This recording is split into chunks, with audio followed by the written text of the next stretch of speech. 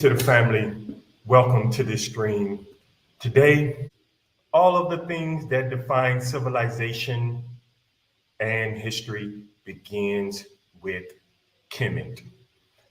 Before I get into why we should start history with Kemet, that's something I want to point out, and that is why.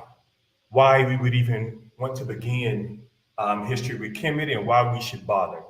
And I'll tell you something that I've noticed, and I've been an educator for decades, decades. And here's one thing that I noticed. The people who the Almighty had in mind, you were here hundreds of thousands of years before there was any other supposed race. And here we are today.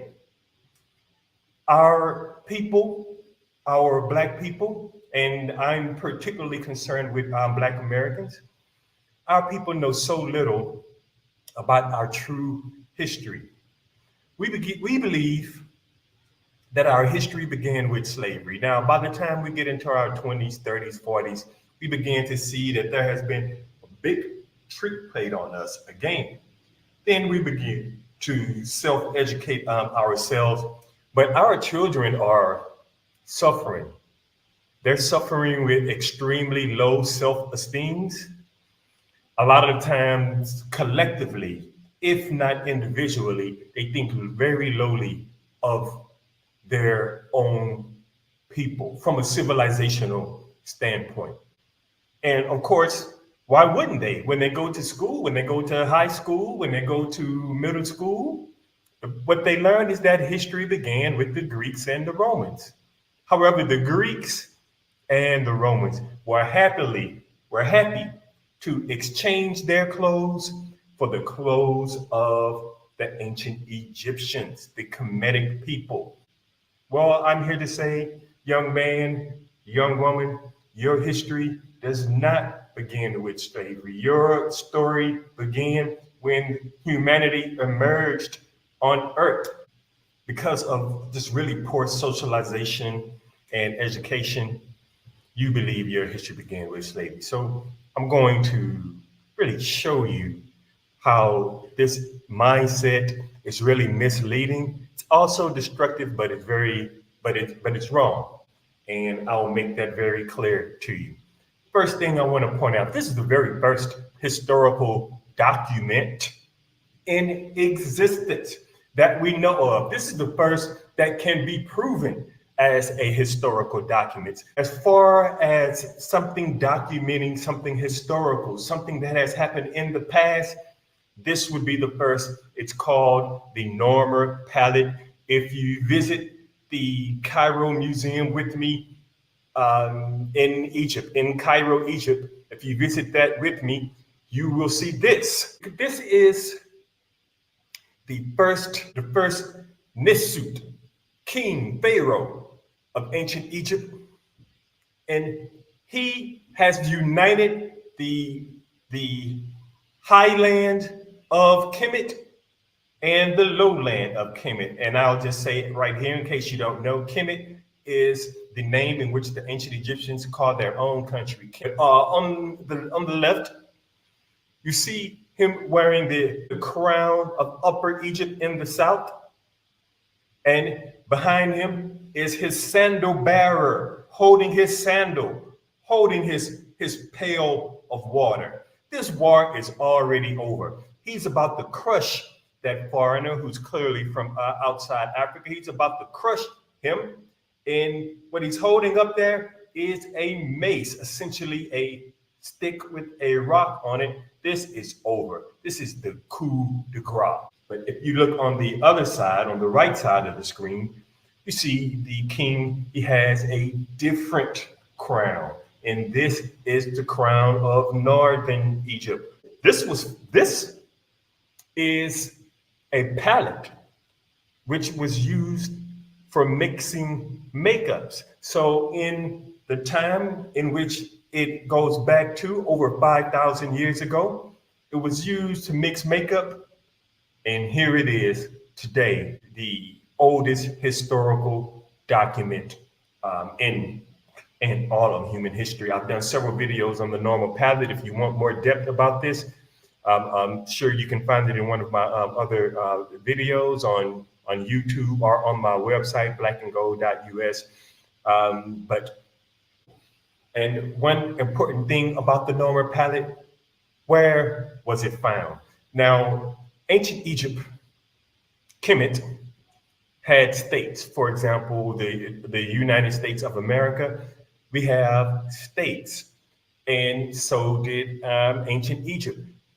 And they were called Sapat, but under the Greeks, we came to know them as nomes, Nome, nomes. So the very first nome of ancient Egypt is number one right there, Ta Seti. You can see it right there about Elephantine and Aswan.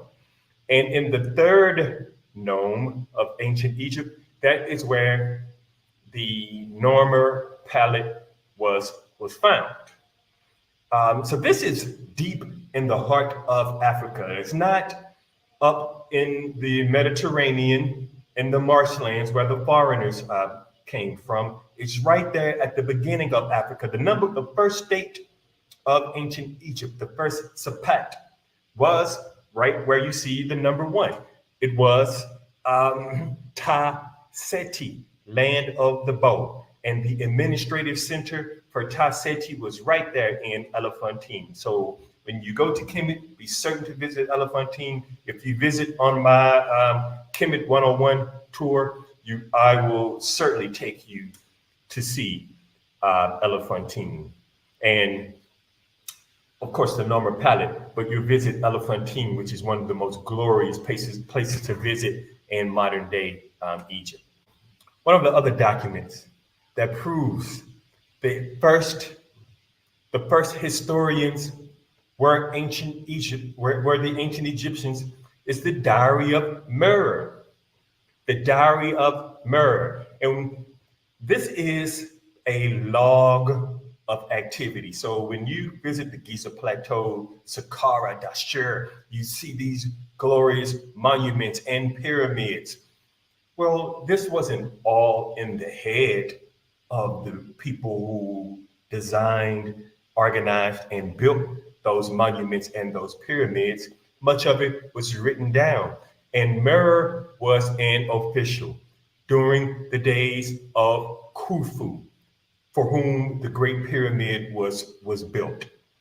And it documents the process of moving the stones from the area of the Red Sea all the way to the Giza Plateau. So these combination of documents, the Norman palette as well as the Diary of Mer, both written over 5,000 years ago. And this is long before the Odyssey or Beowulf or any other literature, or especially history, before any other history was written from Asia, Europe, or anywhere else on the planet. The very first historians on the earth, beyond the shadow of a doubt, were the ancient Kemetic people. And I mean, as far as what can be proven, not speculation, not suggestion. I'm talking about what can explicitly and obviously be proven. The very first historians on this planet were the people of Kemet. Now, let's say you believe otherwise, then great. You make a video, prove what you're saying, falsify what I'm saying, and then reference me, and then I'll have to pay the price for that. But I know you won't be able to find that info. Now, let's get into it, family.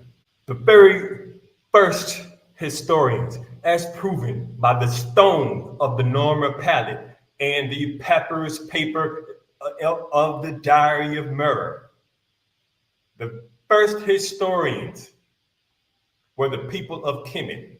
Therefore, human history, Black history, begins with the people of Kemet. Now, let's get into something else. I have said, and I'm saying now, Black history, the writing of Black history begins with Kemet. So many people will be inclined because of their misinformation to say, oh, well, the ancient Egyptian people were not Black. These people suffer from the same miseducation as the two children in the image that I showed you in the beginning. It's a misinformation that will lead you to believe that the people of Kemet were not Black people. Well, what I'm saying here, not only were the people of ancient Kemet Black, they were pro-Black, and I'm going to prove it. First, let's begin with the image that you can see here very clearly. The name Kemet in hieroglyphs. You see the charred wood there and on the far left, Kim. Then right in the middle, you see the owl, that's the sound M. And then you see on the end, T, that loaf of bread at the top right. So that's Kemet. What this word means, it means Black nation or Black country. I've heard a scholar I respect, his name is, oh man, it's gonna come to me. But he said that it means Black city. And I can understand why he's saying that, because under that T, that circle, which looks like a kind of like a cross in the middle, that cross is really, it's roads. It's a crossroads, which signifies a city center.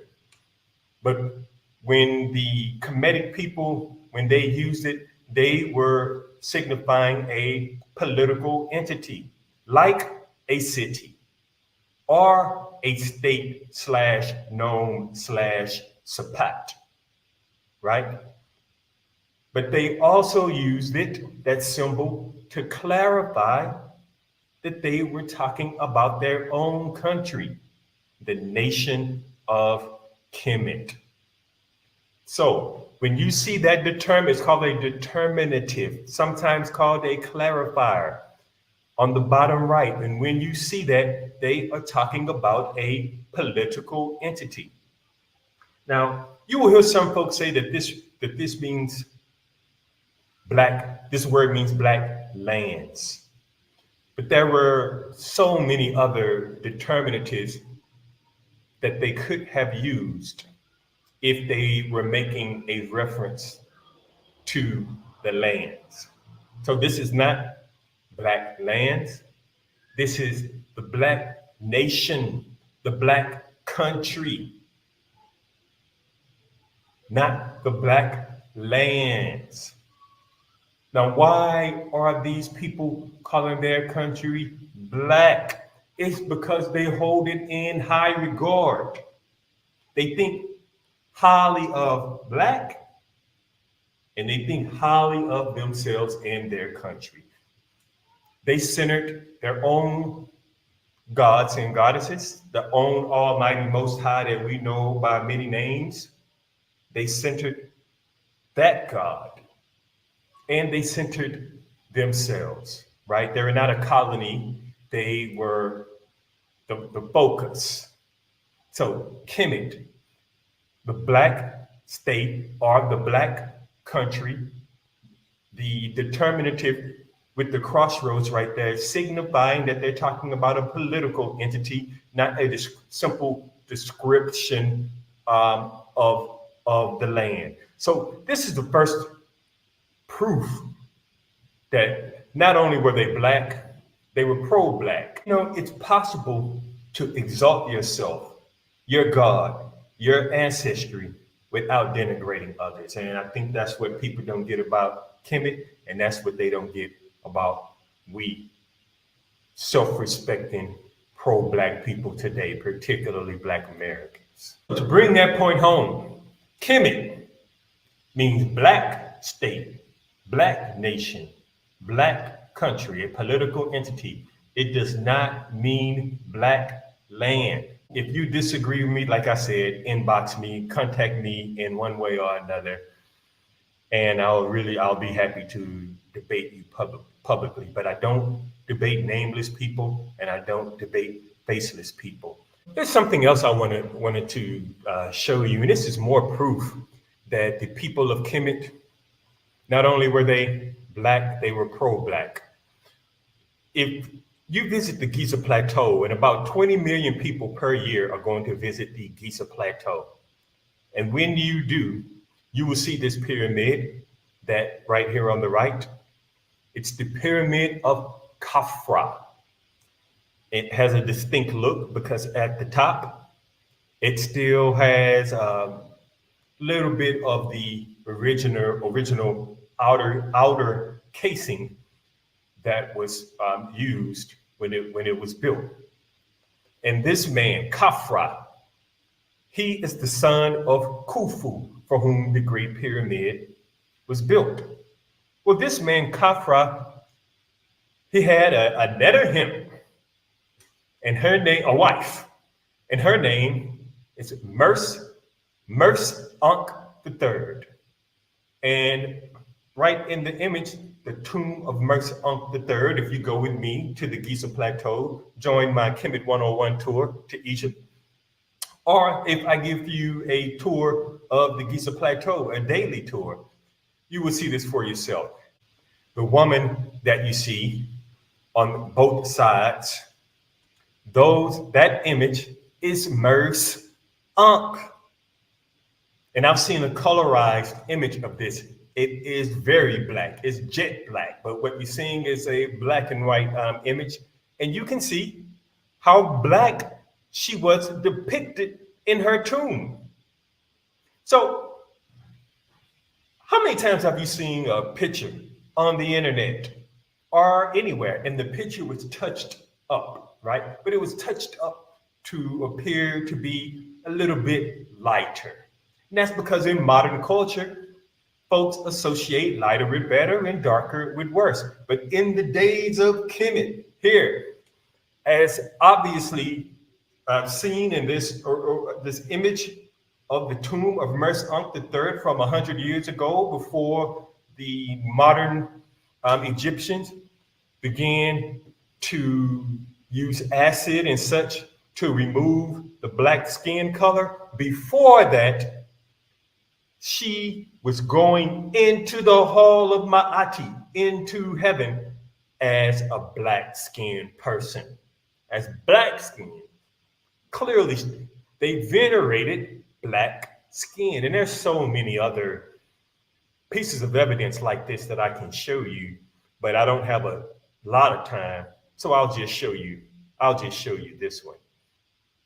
Clearly, these folks were pro-black. So you can see it in the name, the black state, not the black lands, the black state. They venerate black.